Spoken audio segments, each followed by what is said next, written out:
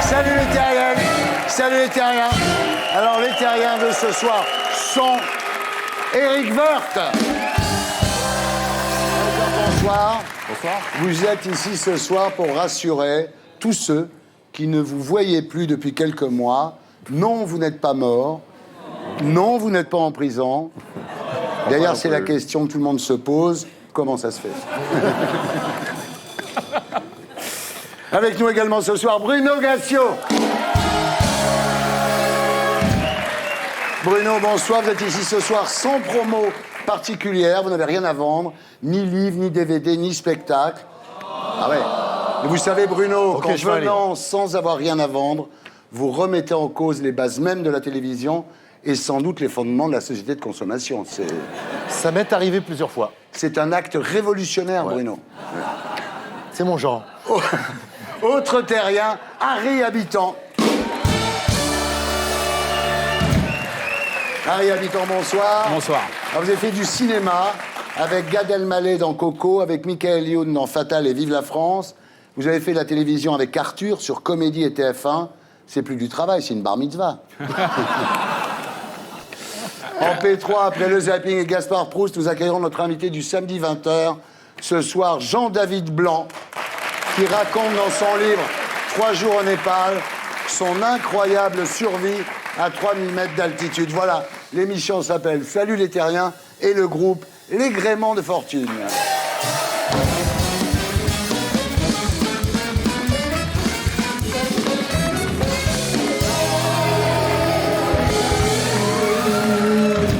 Éric Woerth, bonsoir. Vous êtes maire de Chantilly, député UMP de l'Oise, ancien trésorier de l'UMP, ancien ministre de Nicolas Sarkozy. Vous êtes impliqué dans l'affaire Bettencourt, dans l'affaire de l'hippodrome de Compiègne, dans l'affaire du terrain de la Monnaie de Paris. Alors, on va faire court. Nom, prénom, adresse, profession. Je vous avais dit à peu près l'essentiel. Et le jour de l'assassinat de Kennedy, vous étiez où? J'étais derrière le fusil, bien sûr. D'accord. En 2010, donc, vous avez démissionné à cause de l'affaire Bettencourt et de conflits d'intérêts qui pouvaient exister entre votre épouse, gestionnaire de la fortune des Bettencourt, et vous, ministre du budget et trésorier de l'UMP. Juste pour savoir, vous avez des nouvelles de Mamie Zinzin? Non, en fait, contrairement à ce qu'on a pu dire, je la connaissais pas vraiment. Ah bon? Donc, j'ai jamais eu de nouvelles particulières. Vous savez pas comment elle va, alors? Non, vous en savez sans doute plus que moi. Bah, ils l'ont mis devant des chiffres et des lettres toute la journée. C'était plutôt les chiffres, non, je pense. Oui, bonne réponse. Très bonne réponse. Il paraît qu'à un moment, elle croyait qu'elle avait été gardée en otage pendant 5 ans en Colombie par les FARC. C'est pour vous dire. Mais on l'a libérée. On l'a libérée, voilà. Alors, d'après les Toubibs, en fait, donner de l'argent à Sarkozy en croyant qu'il allait réformer la France, c'était déjà considéré comme une forme de démence sénile. En fait, elle en a pas donné. Mais... Ah bon? Elle n'a pas donné? Non. Bon.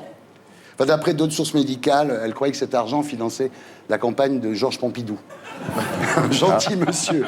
Il était gentil, Georges Pompidou. La dernière fois qu'elle a voté, c'est pour Coty. Ouais. Ça a marché, d'ailleurs. Alors, Éric, en tant que trésorier de la campagne de Nicolas Sarkozy en 2007, vous avez récolté 9 millions d'euros. Ça fait cher le dîner aux Fouquet's, quand même, non? En fait, le dîner aux Fouquet's, c'était après, donc ça n'a pas été payé sur ces fonds-là. Ah ouais. C'était payé directement combien, par perso l'UMP. Sur les 9, on a combien? Malheureusement, dans le monde politique, contrairement à ce qu'on peut croire, on ne gagne pas beaucoup d'argent. Alors regardez Ségolène Royal, elle devient vice-présidente de la BPI, elle devient banquière, Ouais. elle devient porte-parole d'une banque publique d'investissement. Elle n'est pas payée pour ça. Non. Vous dites pas des fois que si vous aviez récolté tout cet argent pour réduire les déficits publics plutôt que pour la campagne de Nicolas Sarkozy, vous seriez un héros national aujourd'hui? En fait, les campagnes présidentielles, ça coûte 20 millions d'euros à peu près, hein, que vous soyez à gauche ou à droite, Ouais. c'est ça le plafond. Et donc il faut les financer. Et une partie est financée sur fonds publics, la moitié, une partie est financée par votre parti, par les dons, par tous celles et ceux qui ont envie de participer. C'est un bel exercice aussi de démocratie. Mais les gens qui donnent de l'argent, une fois que Nicolas Sarkozy est élu, ils vous demandent des services quand même. Non. Mais non, contrairement à ce qu'on croit. Non, c'est bien foutu, non, tout non. est clair. Non, ça marche pas comme ça. Vous savez, les gens, ils peuvent pas donner plus de 7 500 euros. Dans notre pays, il n'y a pas de plafond, Ouais. tout ça. Les entreprises peuvent pas donner d'argent, Ouais. donc seuls les particuliers peuvent le faire. Les gens n'attendent pas un retour, et heureusement d'ailleurs, parce qu'il n'y a pas de retour. Mais la plupart des dons, c'est 20, 30, 40 euros. La moyenne des dons, c'est plutôt ça. Et puis il y a des gens qui donnent jusqu'au plafond. Et c'est très bien comme ça. Mais pourquoi ne pas se contenter de l'argent public, finalement? Parce que c'est assez logique que le contribuable ne paye pas absolument toutes les campagnes électorales. Ouais. Le contribuable paye la moitié, c'est déjà pas mal. Donc vous confirmez, il n'y a pas de renvoi d'ascenseur, vous êtes sûr? Il n'y a jamais de renvoi d'ascenseur. Bon. Je crois pas un mot de ce qu'il dit. Pourquoi vous dites ça? Parce que les banquiers se démèneraient pas autant pour faire du lobbying, les grandes entreprises se débrouilleraient pas autant pour faire du lobbying. Alors on peut dire que tout ça est transparent, que c'est 7005, que c'est pas plus que ça. Mais il y a un tel lobbying qui est orchestré au niveau de l'Europe. Il y a 300 lobbyistes qui baladent toute la journée en Europe. Ils ne le font pas gratuitement. Ils donnent de l'argent, ils dépensent de l'argent et ils attendent en retour des lois et des choses qui les servent. Bien sûr qu'il y a des lobbyistes partout, dans tous les domaines. Nous, on est législateurs, on régule. Il est assez logique que celui qui régule se fasse expliquer un certain nombre de choses de la part de ceux qui savent. Donc ça, c'était la logique des choses. Après, c'est l'indépendance d'esprit qui est très, très importante. Ouais. Mais encore une fois, personne n'y croit. La politique et l'argent, ça fait souvent bonne presse en réalité, des mauvaises figures. Et la réalité des choses est un tout petit peu différente. Enfin, vous avez été viré quand même. Non, j'ai pas été viré. Je suis parti parce qu'il y a eu une pression très importante, mais tout était public. Mes activités étaient vous totalement regrettez d'être publiques. parti maintenant? Peut-être j'aurais dû rester. Oui, Ouais. je cédais à la pression. Mais je menais la réforme des retraites. Et je ne voulais pas, évidemment, à l'époque, que cela puisse Ça handicape la réforme. la réforme principale que j'étais en train de construire avec difficulté, avec beaucoup de gens C'est- dans la rue. C'est vrai que le ministre du Travail au chômage, c'est très bizarre. Ben, ça peut arriver. Du jour au lendemain, vous êtes élu, vous n'êtes plus, Ben vous oui. ministre, vous n'êtes plus. Vous le savez, c'est les règles du jeu. Alors vous avez joué au foot, on a une photo d'ailleurs, voilà. Vous savez que vous ressemblez absolument pas à un footballeur, hein, c'est impressionnant. Ouais, enfin, là, c'est vraiment de la malveillance. Ah parce bon, que, d'accord. parce qu'il y a des photos, C'est pas le genre de il y a des maison, photos qui me mettent plus en valeur, mais évidemment, on ne les a pas trouvées. Mais Non, le type, j'ai trouvé que ça le comme type en photo. face, il n'a pas l'air plus à l'aise. Non, c'est vrai. Et en plus, il est en rose. Oui. Drôle de photo quand même. Alors aujourd'hui, vous êtes de retour en politique, comme quoi tout est possible finalement. Hein. Mais je n'en suis jamais parti. Oui. J'ai toujours été maire, j'ai été réélu à l'élection de député. J'exerce mes fonctions avec un maximum de sérieux et de conscience professionnelle. Non, mais j'espère que ça vous a pas fait perdre votre sens de l'humour. Bon, il y a une vanne de vous que j'adorais, c'est quand vous disiez qu'en 2013, la France respecterait les contraintes du traité de Maastricht. Je la trouve géniale, cette vanne.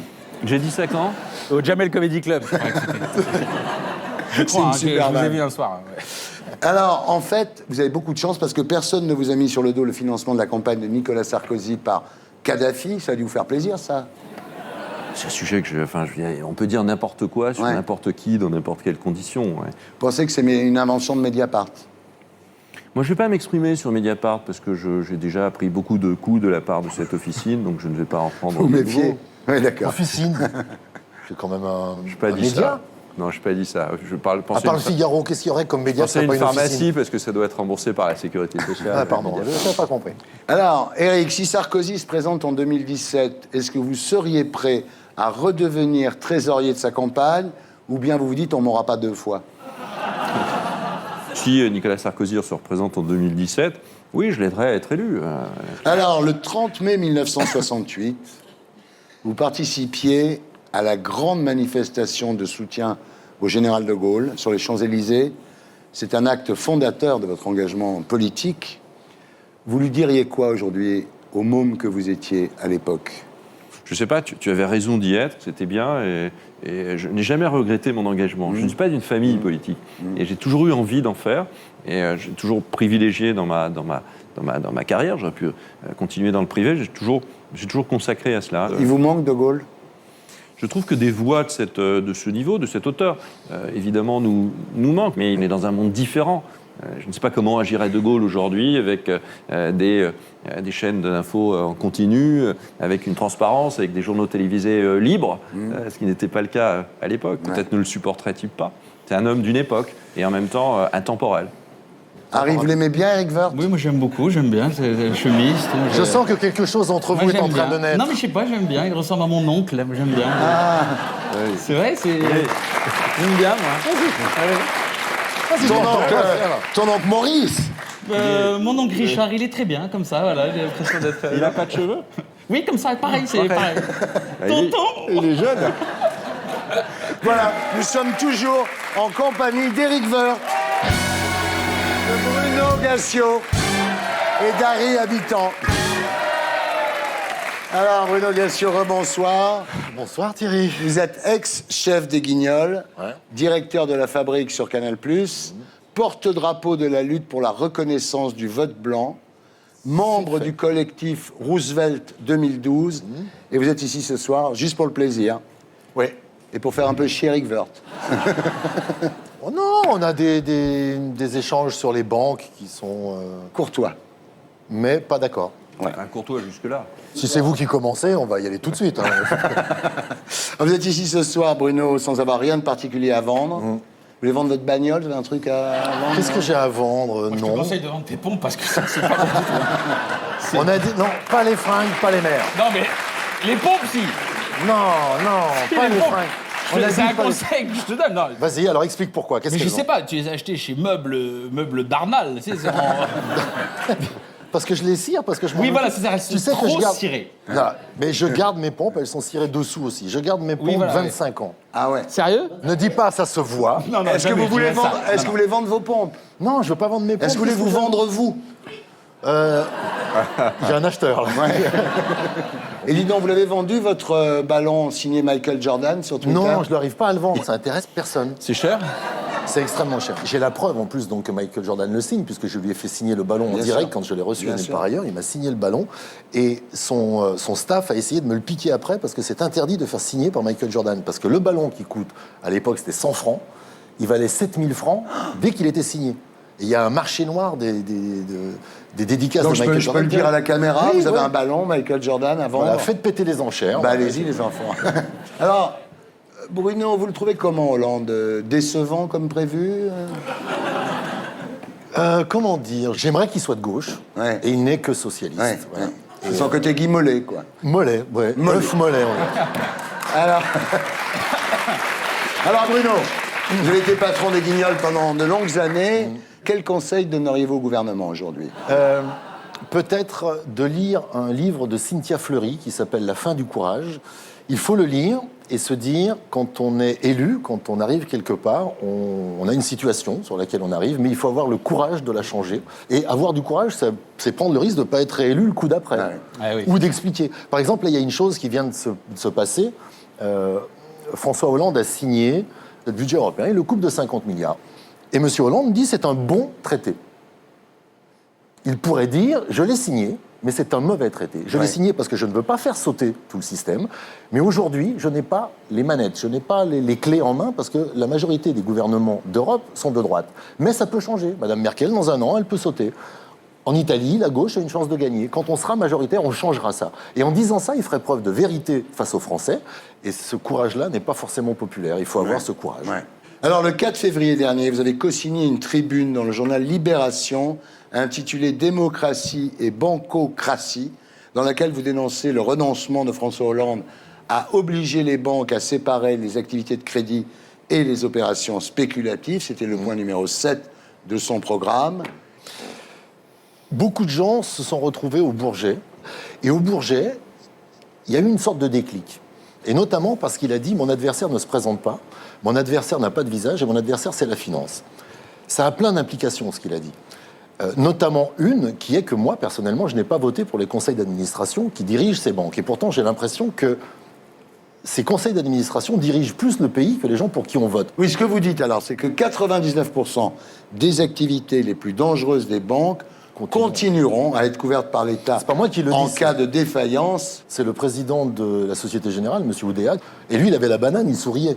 C'est d'ailleurs un indicateur. Tant que les banquiers rigolent, c'est que ça sert à rien. Oui. Et en plus, il y a quelque chose de mauvais pour l'activité des PME, c'est que tout cet argent-là ne va jamais dans l'activité réelle. Où il va, alors Oui.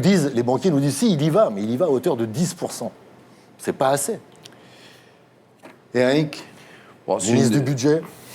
Non, mais c'est une mini-réforme qui a été faite. Hein. Ouais. C'est un mini-texte, contrairement à ce qu'a pu dire M. Moscovici. Mais en même temps, il faut séparer, c'est vrai, les activités pour compte propre des banques et puis les activités qui financent l'économie. Vous êtes d'accord pour ça, vous? Moi, je suis d'accord pour séparer les deux, bien sûr. Mais les activités spéculatives, parfois, elles sont nécessaires. Ce qu'on appelle spéculation de temps en temps, c'est la couverture de risques. Et donc, pour financer l'économie, il faut aussi se couvrir contre un certain nombre de risques. Parce que la banque, elle ne prend pas uniquement les dépôts, elle va chercher de l'argent sur les marchés, elle fait 36 choses, elle assure la liquidité des titres. Donc, c'est compliqué parfois. Et puis en même temps, il faut réellement faire en sorte que les contribuables ne soient évidemment pas appelés en garantie à un moment donné, les déposants des activités pour compte Oui, parce propre. que c'est Donc la il faut le faire phase. au niveau européen. La réalité, il y a 400 000 personnes qui travaillent en France dans le secteur bancaire. Donc c'est du monde. Donc on a besoin de la finance. On a besoin de la bonne finance et on n'a pas besoin de la mauvaise. Et l'économie en a besoin. Il faut qu'au niveau européen, il y a plein de gens qui réfléchissent, on ait quelque chose qui tienne la route et qui fasse en sorte que nous ne soyons pas non plus totalement démunis par rapport à la finance anglo-saxonne. Parce que si on réduit aussi nos activités, demain, c'est les Américains, c'est les Anglais qui n'auront pas fait ce qu'on a fait, qui prendront totalement le pouvoir. Il y a aussi ce côté pratique et pragmatique. Et voilà. Mais ça, c'est ce que disent les banquiers. Et les banquiers, ce discours de la complexité, les sert bien, parce qu'en fait, on fait une réforme à minima pour que les choses continuent toujours. Alors, il y a une chose, vous dites, c'est vrai, définir ce qui relève de la tenue de marché et ce qui relève du dépôt, c'est compliqué, c'est complexe. Et d'ailleurs, ça intéresse tout le monde, enfin, en tout cas les banquiers, que ce soit complexe, parce que personne n'y comprend rien. Les députés qu'on rencontre ne comprennent pas. Donc, nous, on se dit, à Roosevelt, on se dit, il y a un truc qui serait plus simple, c'est de dire, qu'est-ce qu'on garde dans la banque? Qu'est-ce qu'on garde dans la banque traditionnelle? On garde le dépôt, là où viennent nos payes, où arrivent nos payes, on garde les prêts aux particuliers et on garde l'aide aux PME. On garde ça. Tout le reste, on dit que c'est de la spéculation et on le met de côté. Alors, ce que vous dites, vous, en fait, c'est que le lobby bancaire a imposé ses vues comme si la loi de la séparation de l'Église et de l'État en 1905 avait été rédigée par des évêques. Ouais, c'est un peu ça, ouais. Ouais. Aux États-Unis, où ils font une réforme comme ça, où ils veulent séparer beaucoup plus fort qu'en France, parce que ce sont des capitalistes, donc ils s'aperçoivent que le libéralisme est la version pornographique du capitalisme. C'est vraiment crado, le truc. Donc ils se disent, il faut revenir en arrière parce qu'on ne va pas y arriver. Et en France, non. On est les seuls à ne pas revenir en arrière. Mais aux États-Unis, ils ne le font pas. La doctrine Volcker, ce qu'on appelle, au fond, cette séparation, elle est aujourd'hui dans les livres, elle est sur les tribunes, mais elle n'est pas aujourd'hui dans la réalité. Ça a marché comme ça de 1933 à 1999, sans crise systémique majeure. Ça a fonctionné. Simplement, Clinton a définitivement groupé les banques en 1999. En 2008, c'est 10 ans après, tout explose. Et on est dans une crise aujourd'hui majeure, on ne sait plus comment revenir en arrière. On ne sait plus comment faire. Donc il faut simplement, parfois, faire demi-tour. Quand on veut aller à Marseille, on prend l'autoroute et on roule. Et si on voit des panneaux marqués Lille, Roubaix, Tourcoing, c'est qu'on n'est pas dans le bon sens. Et ça sert à rien de ralentir. On va juste aller moins vite au mauvais endroit. Donc il faut faire demi-tour. Finalement, on peut changer de destination. Il faut changer de destination. Bon exemple. Très bon exemple. Alors voilà. C'est pas mauvais. Non, mais franchement, c'est pas. Mais je me demande pourquoi tu fais pas de politique. Ben, il en fait. Alors, vraiment, sincèrement, puisque vraiment, tu as l'air d'avoir des idées claires, tu as l'air d'expliquer à mon oncle, que j'aime beaucoup, il n'est pas dans le bon chemin. Pourquoi tu ferais pas de la politique? Parce qu'il faudrait soit que je rentre dans un parti, à l'UMP, au PS, chez les Verts... À l'UMP? Mais pourquoi pas? Mais moi, non, mais si avoir des manettes et des boutons pour faire bouger les choses, ça passe par l'UMP, peu importe. Je ne suis pas doctrinaire, moi. Je suis pas...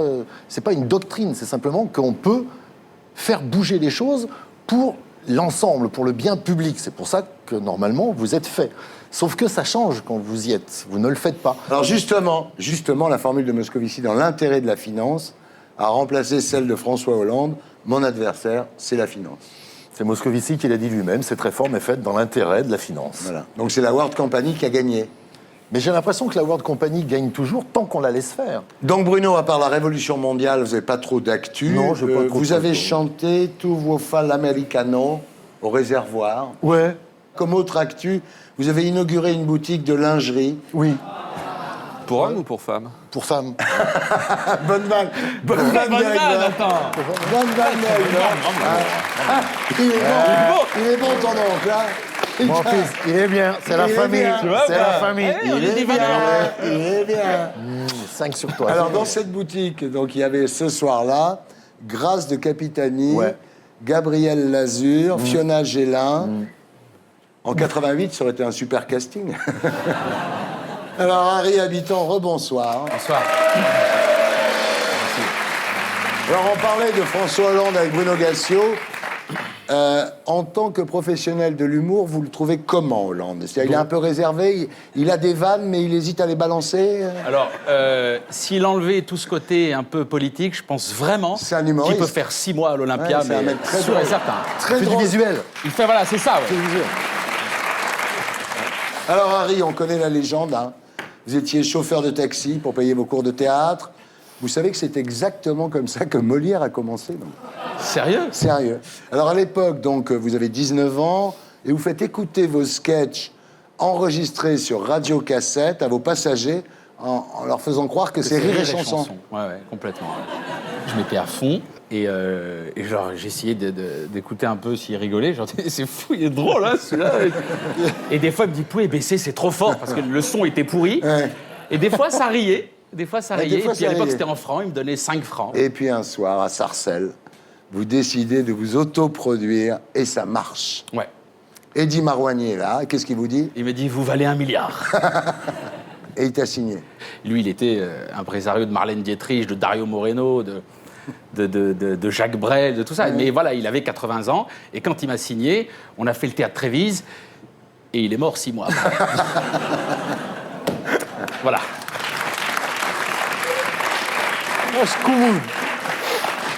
Alors, après, il y aura les premières parties d'Enrico Macias et de Gad Elmaleh, le théâtre avec Happy Hanouka pendant 1 an, et le cinéma avec Coco de Gad Elmaleh, Fatal et Vive la France de Michael Youn. Le problème, Harry, c'est que plus vous donnez une star, plus vous parlez comme une star. Ah, Alors, j'ai lu un papier dans Madame Figaro, c'est épouvantable. qu'est-ce que j'ai dit? Vous avez dit « L'audace va de pair avec l'amour de soi.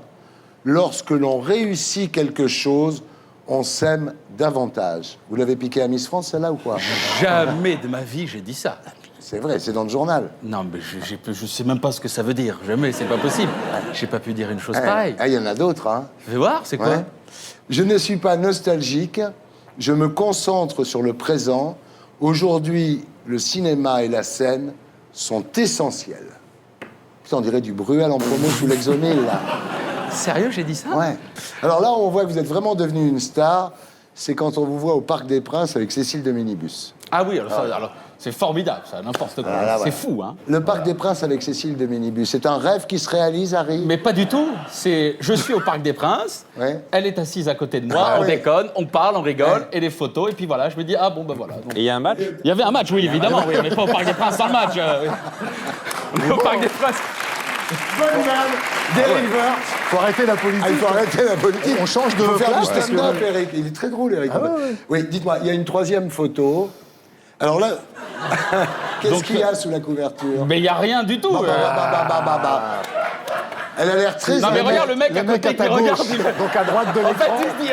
Lui, il voit. C'est le mec à côté qui fait flipper. Ouais. Le mec, il a jamais vu ça.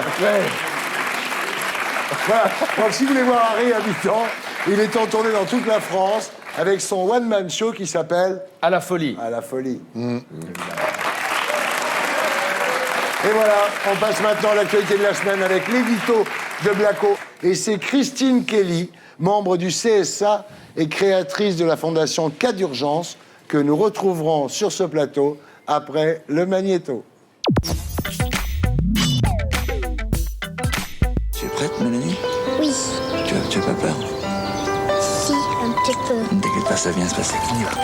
Attention. C'est désormais inscrit dans la loi, les enfants n'ont pas besoin d'une maman pour être heureux. Alors, puisque de nos jours, les papas peuvent faire d'excellentes mamans, pourquoi leur confie-t-on si peu la garde des enfants en cas de divorce ? Selon les chiffres du ministère de la Justice, la mère obtient la garde des enfants dans plus de 75% des cas. Pourtant, en 2002, Ségolène Royal a fait voter une loi pour promouvoir la garde alternée. C'est important que le père et la mère gardent ce devoir d'autorité et d'affection et d'éducation à l'égard de son enfant. Mais 10 ans plus tard, cette solution n'est appliquée que dans 15% des divorces. Faut dire qu'en cas de séparation, quand papa et maman se disputent la garde des enfants, les juges donnent souvent raison à maman.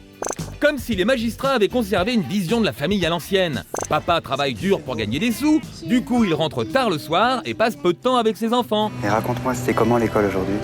Alors en cas de divorce, peu importe que papa ne voit plus ses enfants que 4 jours par mois, le principal, c'est qu'il paye la pension alimentaire. Pourtant, la société a évolué. Aujourd'hui, 80% des pères assistent à l'accouchement. 70% prennent un congé paternité. Et puis les pubs sont remplis de papa poules qui changent les couches, donnent le bain, préparent les bons petits plats. Alors, puisque les papas sont devenus de vraies petites mamans, pourquoi sont-ils privés de la garde de leurs enfants? En Italie, c'est différent. Depuis 2006, la garde alternée est devenue la solution prioritaire en cas de divorce. Quand un juge refuse la garde alternée, il doit expliquer pourquoi. Résultat, 40% des enfants de couples divorcés partagent leur vie à temps égal entre papa et maman. En France, de plus en plus de pères semblent prêts à se battre pour s'occuper de leurs enfants après un divorce. En revanche, quand il s'agit de s'occuper des enfants avant le divorce, là, c'est autre chose. Selon l'INSEE, dans une famille avec 2 enfants, 80% des tâches domestiques sont assurées par la mère. Voilà, c'était l'édito de Blacko, mise en image de Julien Grappe. Christine Kelly, bonsoir. Bonsoir.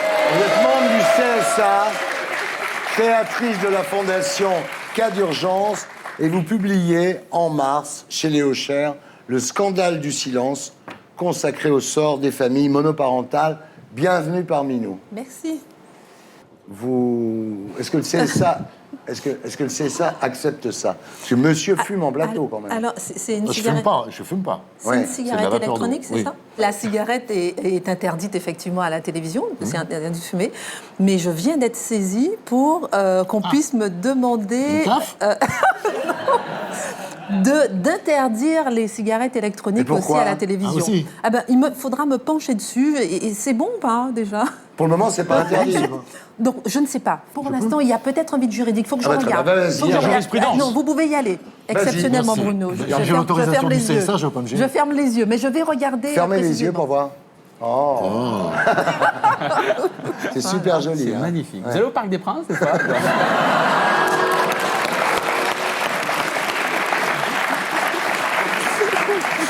Alors, J'irai. un père peut-il obtenir la garde de son fils s'il n'a pas de grue à proximité?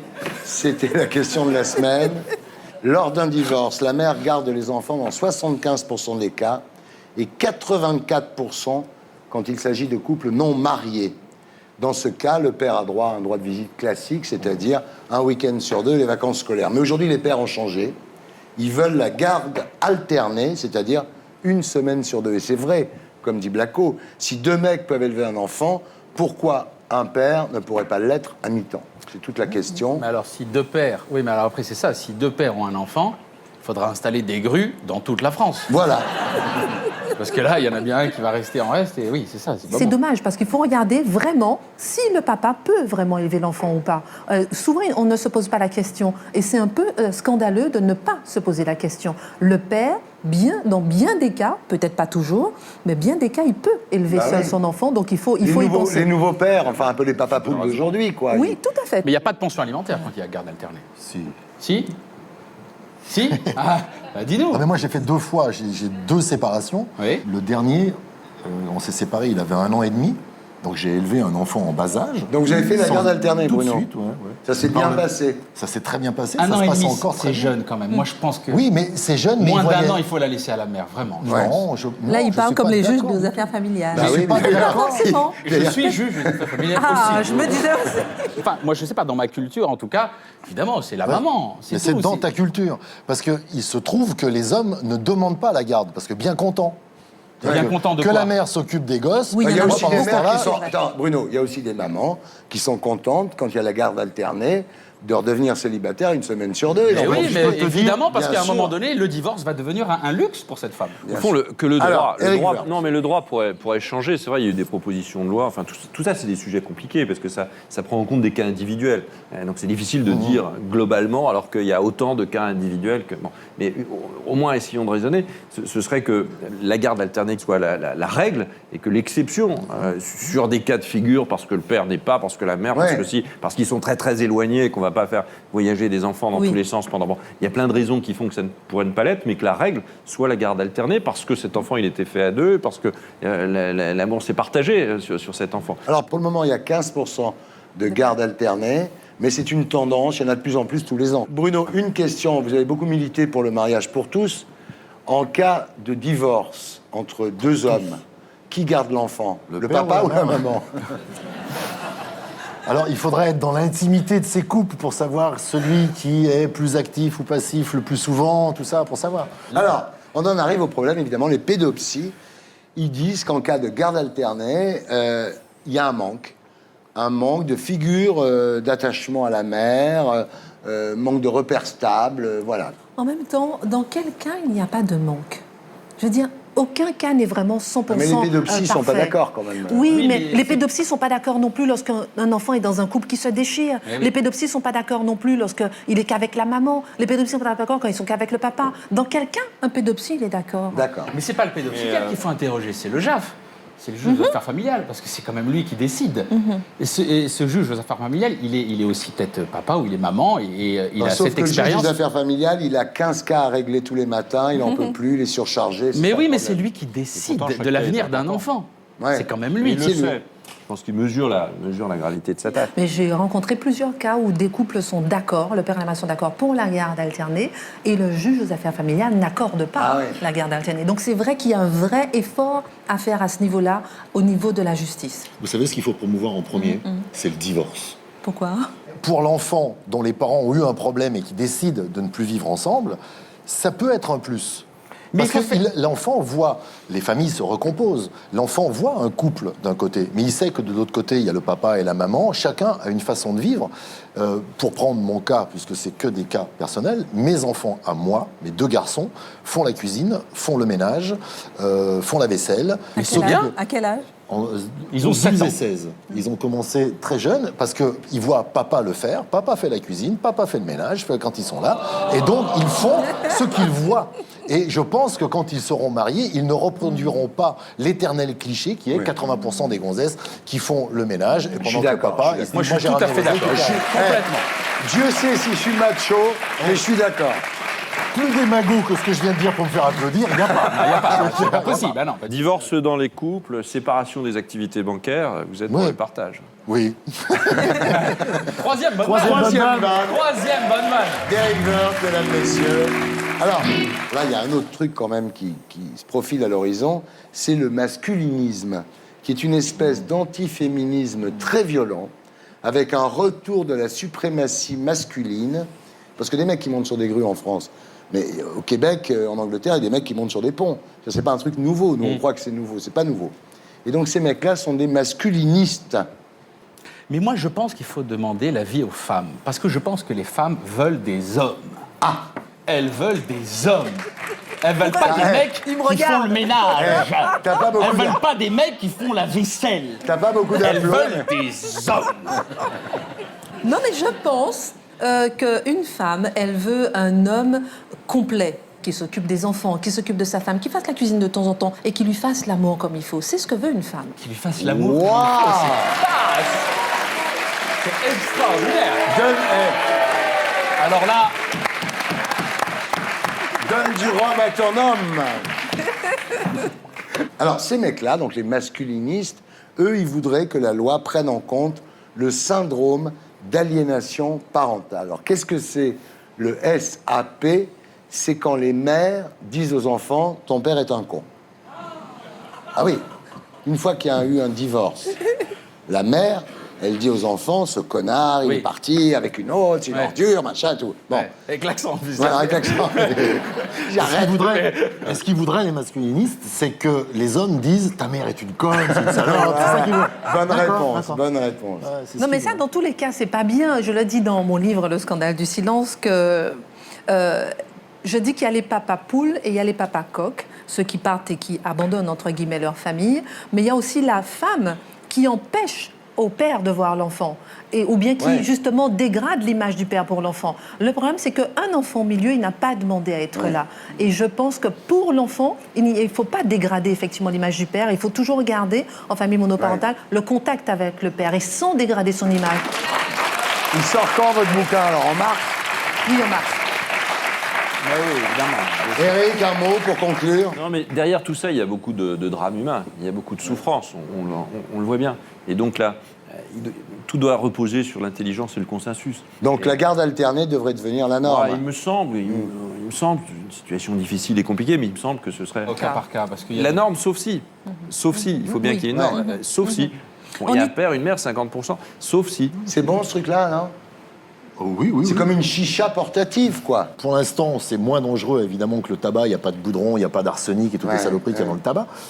Mais dans 30 ans, on va nous dire il y a un truc dedans qui va te tuer, mon pote, faut que t'arrêtes. oui. Mais je peux plus. Ouais. Voilà, c'est ce qu'on nous a dit pour la cigarette. Bon, En tout vas-y, cas, profites-en. Parce que... Oui, je vais analyser de près. Si d'ici là, franchement, je vais peut-être Mais regretter d'avoir essayez, laissé Bruno. essayez, non, mais je ne sais même pas fumer. Mais donc c'est je ça suis, qui est intéressant. Non. Il faut essayer. Mais évidemment, essayez. Tirez une lampe. Tu appuies sur le bouton, tu tires comme ça, tire la fumée qui sort. Et la fumée qui sort, elle sent rien. Émission Dis-moi, c'est tout spéciale Grand Pardon aujourd'hui. Christine, merci d'avoir été avec nous. Merci beaucoup. Nous sommes toujours en compagnie d'Éric Woerth, de Bruno Gassio, d'Harry Habitant. Et nous accueillons notre invité du samedi 20h, ce soir, Jean-David Blanc. Bonsoir. Alors, Jean-David Blanc, dans la vie, vous avez deux passions, l'informatique et le paramoteur. Le paramoteur, c'est une sorte de parapente à moteur. La première passion a fait votre fortune. Vous êtes l'inventeur du site Allociné, que vous avez très bien revendu à Canal+. La deuxième a bien failli vous coûter la vie, puisque vous êtes craché dans l'Himalaya. Vous avez passé des jours à errer dans la montagne pour sauver votre peau. Vous nous raconterez votre histoire à 20h. Et maintenant, j'accueille Gaspard Proust pour « Elle est pas belle, la vie ».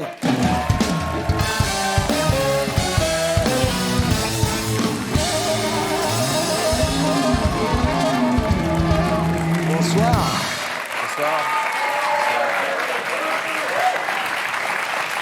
Eric Woerth, j'arrive pas à dire votre nom.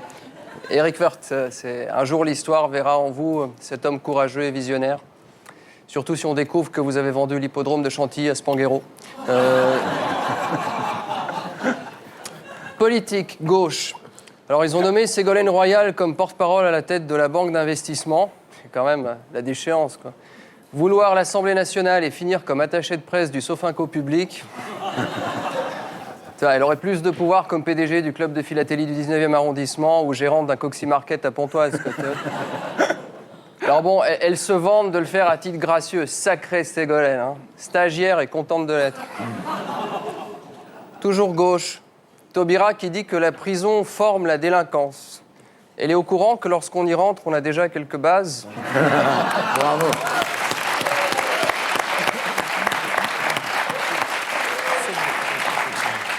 Alors bon, c'est vrai que la prison, c'est peut-être pas la solution idéale pour le délinquant. En revanche, pour le voisinage...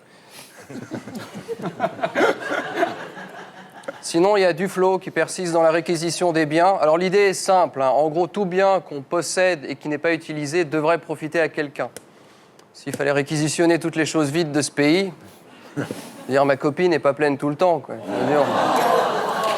Oh. Non, ce que je veux dire, elle va pas tout le temps au théâtre, au cinéma, elle se cultive pas, quoi. Le public a des idées à son image. Voilà. Droite. Alors les amis de Sarkozy se sont réunis pour saluer le bilan de l'ex-président.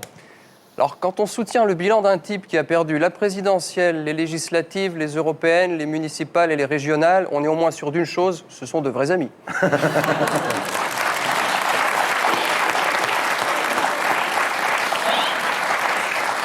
Business.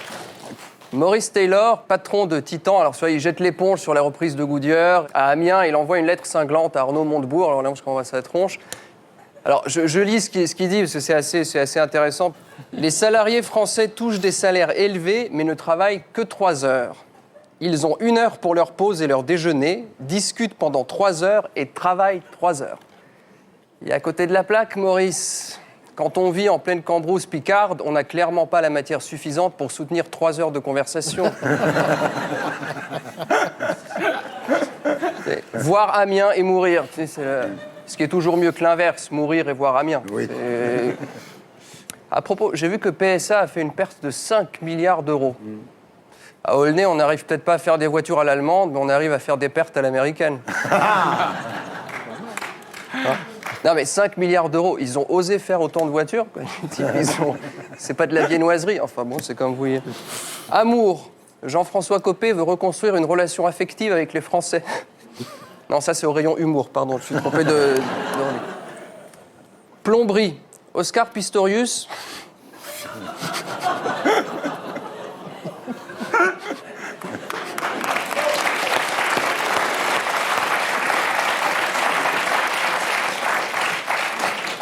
Non mais tout le monde sait, Pistorius, c'est le type qui est monté sur des lattes de sommier.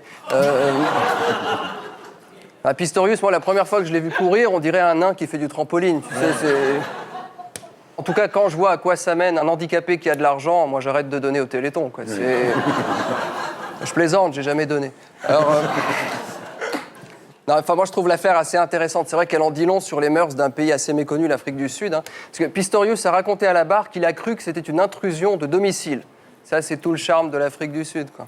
Là-bas, les voleurs sont mannequins et avant de te cambrioler, ils prennent une douche. Enfin, quand on voit à quoi ressemblait le cambrioleur, moi, ça donne envie de laisser les clés sur la porte plus souvent, quoi. De toute façon, en Afrique du Sud, on ne parle pas d'homicide, mais c'est un accident domestique, quoi. Je veux dire, là-bas, le Pakistanais du coin, il vend pas des roses, mais des fusils d'assaut. C'est... En Seine-Saint-Denis, un Africain du Sud, il se sent comme un cateau à nuit. Hein. À côté de Pretoria, la Courneuve, c'est une station balnéaire, quoi. Faut être, Voyage. Une aire d'accueil va être créée pour les gens du voyage dans le bois de Boulogne. Alors on joue avec le feu, quoi. C'est vraiment le moment de voir le virus du sida fusionner avec les germes de la tuberculose.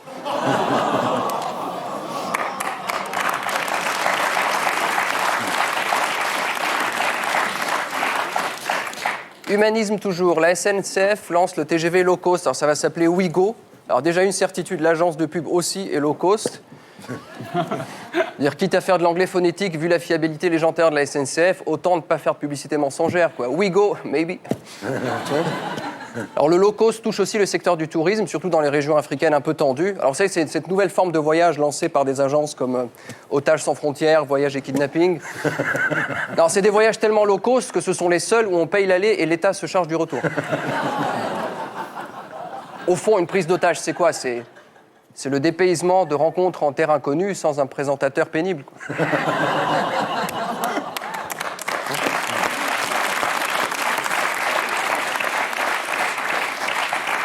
Cette semaine, une bonne nouvelle, une mauvaise nouvelle, à choix. Bonne nouvelle, on va apprendre le breton à Sciences Po. Oui.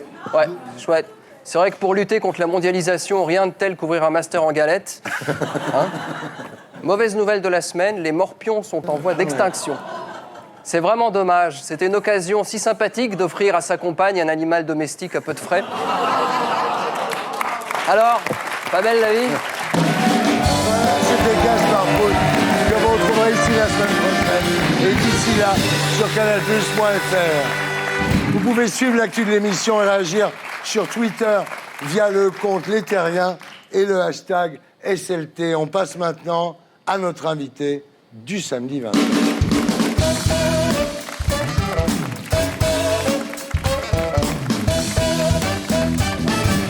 Jean-David Blanc, bonsoir. Ça. Vous êtes né le 27 mai 1968 à Paris, père violoniste, mère prof de musique, et votre frère deviendra altiste.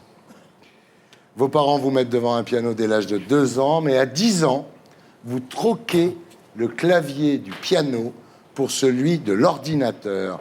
Et à 15 ans, vous créez votre première entreprise, Futura, service d'échange de messages. C'est Internet avant Internet, finalement. Le Minitel n'existait pas encore, avant le Minitel. C'était une passion.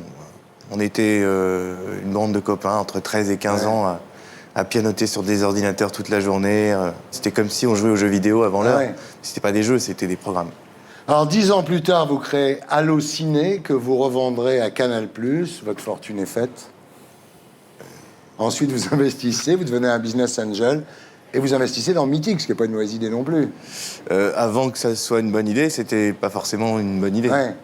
Alors, votre deuxième passion, c'est de voler comme un oiseau. Et c'est un rêve, en fait, que vous avez fait quand vous aviez 10 ans. Et je découvre, il y a une dizaine d'années, le paramoteur. Le paramoteur. Alors, le paramoteur, il faut dire ce que c'est. C'est une combinaison de motos avec un moteur et une hélice dans le dos et une voile pour se diriger, quoi. C'est un parapente à moteur, en fait. C'est exactement ça. Voilà. Alors, en janvier 2011, vous partez faire du paramoteur au Népal, direction Pokhara, auprès de l'Himalaya. Ça se passe bien. Et le dernier jour du séjour, le programme, c'est le survol de l'Himalaya en direction de l'Annapurna. C'est le climax du séjour. Le but à atteindre, c'est 3200 mètres d'altitude, soit 2600 mètres au-dessus de Pokhara. La montée est très longue, et il fait de plus en plus froid. Et votre ami François redescend. François a une panne moteur, il a froid, il me dit par radio, il me dit écoute, voilà. Je vais pas pouvoir continuer. Alors, la brume se fait de plus en plus dense, vous avez l'impression d'être comme dans du coton, impossible de rentrer à la base. Impossible de voir ce qu'il y a en dessous, donc impossible de descendre, au risque de se prendre un obstacle, une maison, un arbre, donc il faut continuer. Vous continuez à monter pour passer au-dessus de la couche nuageuse, mais plus vous montez, plus la brume s'épaissit, ce qui est très bizarre, parce qu'à un moment, on est au-dessus des nuages quand même. Sauf qu'en montagne, le temps change très vite. Voilà. Alors à un moment, vous voyez même plus vos genoux, quoi. C'est très très épais, hein. Et puis soudain, vous apercevez le sol en face de vous. 5 mètres de moi, je vois un mur, pensant que c'est le sol. Ouais. En fait, on n'a plus du tout de notion d'équilibre. On ne sait plus dans quel sens on se trouve. Vous dites, est-ce que c'est un délire? Est-ce que c'est une hallucination? Est-ce que c'est un mirage? Enfin, vous ne comprenez pas ce qui vous arrive. Vous tirez sur vos freins pour faire demi-tour, mais c'est trop tard. Vous percutez la falaise. Je me retrouve suspendu sur un buisson qui dépassait de la montagne. Drôle de situation, quand même. Drôle, je sais pas. C'est comme le film avec De Funès. Mais il va nous le dire. C'est sur un arbre perché. Absolument. Exactement. En fait, vous êtes très haut, parce que vous avez parcouru 3000 mètres à la verticale. Là, vous allumez votre portable, et ce qui est incroyable, c'est que le portable capte. Ça marche. Vous envoyez vos coordonnées GPS avec le portable, et là, on vous conseille de ne pas bouger. De toute façon, j'avais pas vraiment le choix. Oui. Le mec, il lui dit, bah descends, le mec, jamais il va descendre. Saute. Et là, quand le téléphone s'allume, évidemment, il y a tous les SMS des potes qui arrivent. Mais c'est genre, tu veux pas dîner avec moi demain? Et il y en a même une qui m'envoie un message en me disant, tu dois être en l'air en train de faire du paramoteur, tu t'éclates, reviens vite. Et là, je lui renvoie un texto, je fais, j'essaye 3 petits points. Alors, la batterie a 20% d'autonomie, ce qui est pas mal. Vous décidez d'éteindre le téléphone, mais avant, quand même, vous envoyez un SMS à votre fille, Rebecca. Peut-être le dernier SMS que vous enverrez de votre vie. Je lui dis je t'aime, quoi. Voilà. Et là, dans la brume, à 20 mètres, vous apercevez un arbre qui pousse sur la falaise. Alors vous dites, il faut que j'y aille. Vous y allez, vous apportez tout là-bas, et quand vous arrivez, vous découvrez un balcon dans la roche, enfin un endroit assez extraordinaire, il faut bien le dire quand même.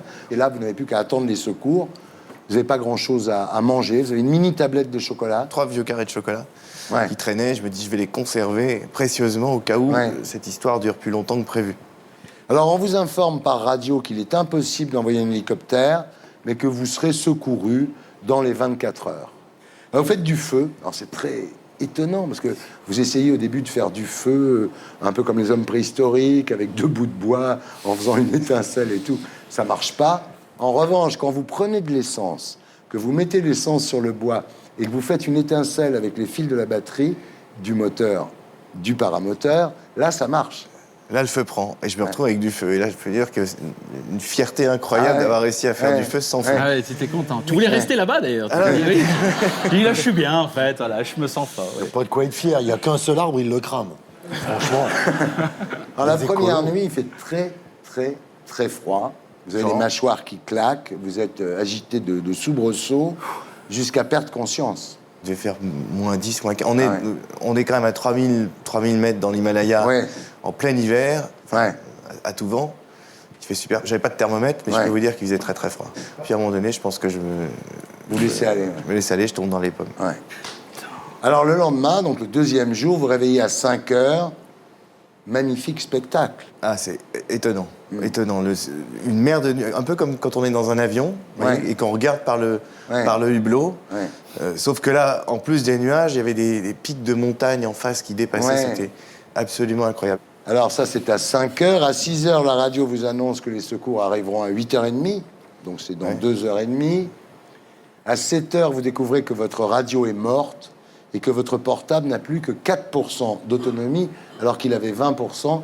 Mais c'est le froid qui a dû décharger la batterie. Et alors, à 11h30 du matin, le deuxième jour, effrayé à l'idée de passer une deuxième nuit dans le froid, vous décidez de quitter cette falaise. J'entends un bruit d'hélicoptère qui va dans le mauvais sens. Ouais. Je me dis, c'est foutu, les gars ont des mauvaises références, GPS, ils vont pas me retrouver. Il faut que je m'en sorte par moi-même. Vous êtes sûr de votre affaire à ce moment-là, hein? Vous vous dites, j'ai un avion à 13h45, je vais le rater, je prendrai le suivant. Enfin, vous êtes encore dans une optique optimiste. Je venais d'échapper à un crash. Ouais. J'étais les deux pieds au sol, paumé, mais Rien de j'étais quand cassé, même vivant, rien de cassé. Je me suis dit, bon, je vais descendre la montagne, je vais essayer. Et au bout de quelques heures, il arrive dans la jungle. Mais là, donc il est 15h, il meurt de soif. Alors il y a d'abord une petite flaque d'eau, il se dit, si je bois ça, je vais attraper la mort. Donc vous buvez pas. Mais vous trouvez une source. Un peu plus tard, je trouve une source, oui. Sauf que la source, elle est au fond d'un précipice de 25 mètres. Enfin, c'est un jeu vidéo, quoi. Ensuite, vous trouvez une rivière. Alors là, quand vous trouvez la rivière, vous vous dites, bah, j'ai qu'à descendre la rivière et puis je vais arriver à la mer un jour. J'arrive au bout de la rivière, comme ça. Mais t'es dans la rivière, donc t'es en train de nager dans la rivière? Non, pas de nager, parce qu'il y a des roches autour, etc. Je passe de roche en roche. Puis à un moment donné, je vois que la rivière commence à disparaître. Donc, je me mets sur le côté, j'essaye de remonter un peu sur les côtés, et je vois le vide absolu, c'est-à-dire une cascade l'eau qui plonge dans le vide. Je me dis, là, je suis foutu. Là. Et là, vous vous rendez compte de la terrible erreur que vous avez commise. C'est-à-dire, vous vous dites, je suis complètement con. Parce qu'en fait, je serais resté là-haut, ils auraient bien fini par me trouver. Alors que là, ils ne peuvent pas me retrouver. À l'Himalaya, c'est 3000 km de long, mais 500 de large, vous imaginez. Là, il n'y a plus de portable, il n'y a plus rien. Il n'y a plus de batterie. Mais tu l'as gardé quand même. Tu t'es dit. Au cas où, tu sais. Voilà, si je trouvais une prise. Oui, voilà. Tu dis, si je trouve une prise, un chargeur. C'est un mec. C'est un Pakistanais qui vend des chargeurs comme ça, qui dit 5 euros, 5 euros. Et là, non, mais c'est horrible parce que, bon, ben voilà, vous êtes planté, quoi. Et vous mettez votre appareil photo en mode vidéo et vous enregistrez votre testament. Pour ma fille, oui. Alors, la deuxième nuit, parce qu'il y a une deuxième nuit, là-haut, toujours, vous rêvez que vous êtes en avion, en business, et qu'il y a une hôtesse qui vous propose des coupes de champagne. J'ai commencé à m'imaginer une situation dans laquelle je serais bien. Et je m'endors, là, effectivement, et je fais ce rêve-là. Ouais. Pas en first, c'est marrant. Non, en business. En business. Non, le problème, c'est que vous aviez même plus les carrés de chocolat, parce que les... j'avais paumé entre-temps. Voilà, il avait paumé. Ah, ouais. Tu vois, t'aurais dû les manger. Ouais.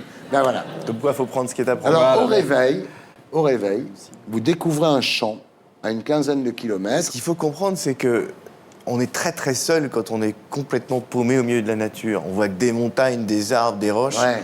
Et on se dit, mais où est la sortie? On est comme une souris dans un labyrinthe, il n'y a pas de sortie, quoi. Et quand je vois très loin, sur l'autre montagne en face, quelque chose de rectangulaire, ça a l'air... C'est donc forcément humain, c'est donc forcément la civilisation. C'est la bouée de sauvetage, quoi. Mais il y a un dernier obstacle, évidemment, comme dans tous les bons films, il y a un dernier obstacle, c'est qu'en fait, à un moment, vous arrivez devant un dénivelé qui fait la hauteur de 3 étages. Vous êtes là devant, et la seule façon, c'est de sauter. Alors à ce moment-là, vous vous dites, quel membre il vaut mieux casser? Donc je ne vais pas sauter sur les jambes, parce que j'ai besoin de mes jambes pour marcher.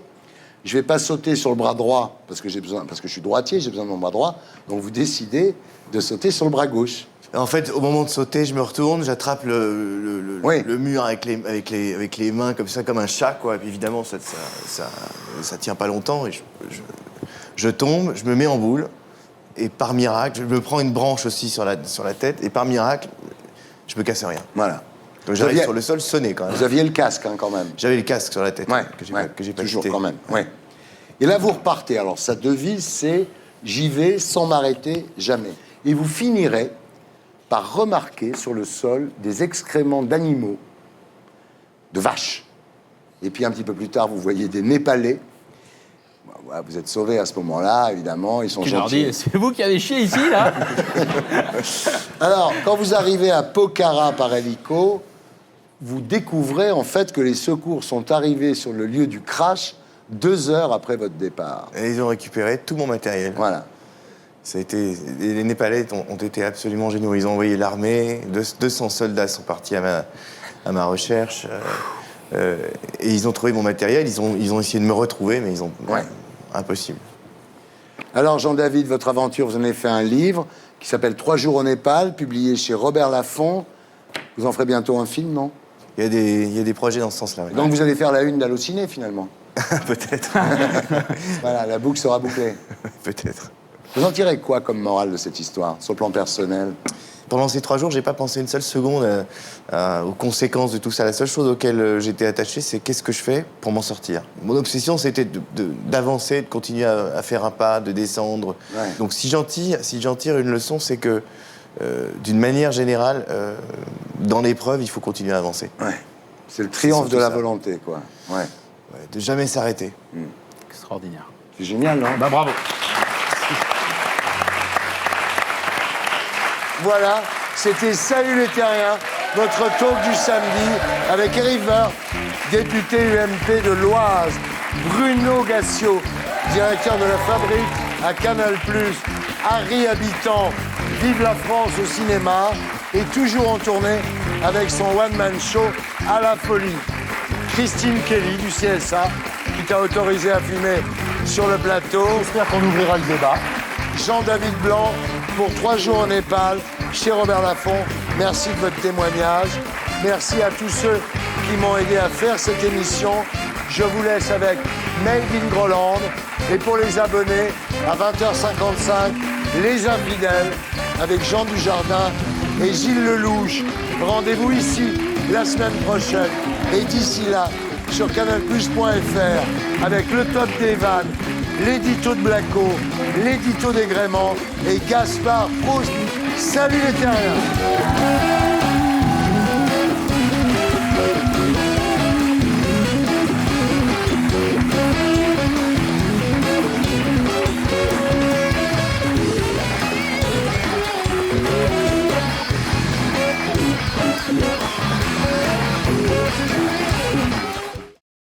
Et pour être sûr de ne rien rater de Inarditube, abonnez-vous et mettez un pouce bleu.